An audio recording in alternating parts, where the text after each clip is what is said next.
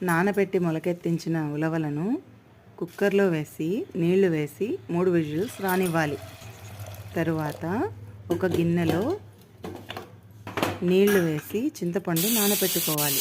Cooker whistle వేసిన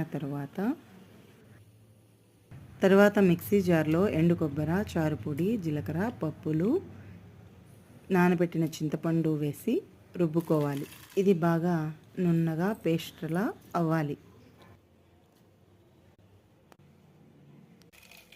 తరువాత ఈ రుబ్బిన మిశ్రమాన్ని ఒక గిన్నెలో వేసి పొయ్యి మీద పెట్టి ఉప్పు, బెల్లం వేసి బాగా మరగనివ్వాలి.